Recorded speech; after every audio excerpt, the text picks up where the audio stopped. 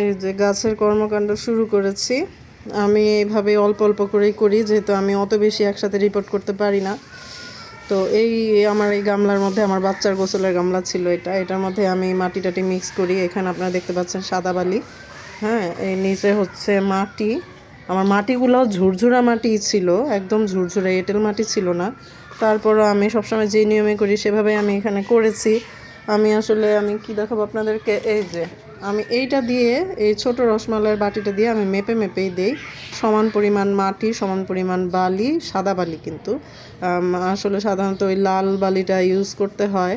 তবে আমি লাল বালি যখন ইউজ করেছি তখন এত শক্ত হয়ে যেত, আমি বুঝতে পারি না যে আসলে পরিমাণ ঠিক ছিল কি ছিল না। তারপর থেকে আমি সাদা বালিটাই ইউজ করি, কিন্তু দেখবেন সবাই বলে কিন্তু লাল বালিটা ইউজ করতে, লাল মোটা বালিটা, কারণ ওটা দিয়ে পানি আটকে থাকে না। কিন্তু আমারটা শক্ত হয়ে যেত, একদম পুরো পাথরের মতো, যে কারণে আমি এই বালিটা, সাদা বালিটাই দেই। তো সমান পরিমাণ এটা দিয়ে আমি মেপে নেই, আপনারা যেটা দিয়েই নেবেন।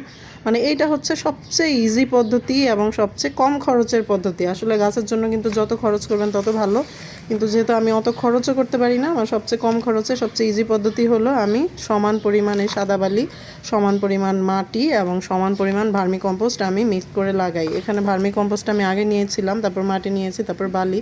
তো এগুলো এখন সব মিক্স করে আমি রেখে দিব। তারপর আমার দেখিয়েছিলাম এর আগে একদিন যে আমি বোতল কেটে রেখেছি, তেলের কন্টেইনার, পানির বোতল, এগুলো কেটে কেটে আমি কিছু সাইজ করে রেখেছি। সেগুলোতে আমি রিপোর্ট করব যে নিচে কতগুলো দেখেন আমি জমিয়ে এনে রেখেছি, এগুলো রিপোর্ট করা সব ভ্যারাইটি।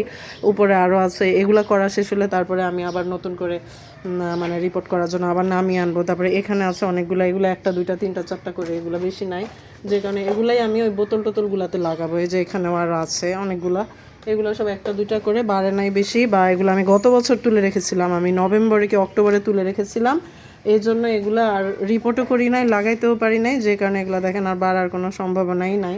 তো এখন লাগিয়ে দিব, তারপরে আমি আবার আপনাদেরকে আপডেট দেখাবো। আজকেই লাগানোর চেষ্টা করব, তারপরে যখন এগুলো গাছগুলো বাড়বে, ফুল হবে, আমি আবার আপডেট দেখাবো আপনাদেরকে।